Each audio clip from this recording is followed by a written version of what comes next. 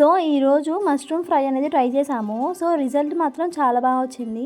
Once ఒకసారి మీరు try చేసి ఎలా వచ్చిందో కామెంట్ చేసేసేయండి.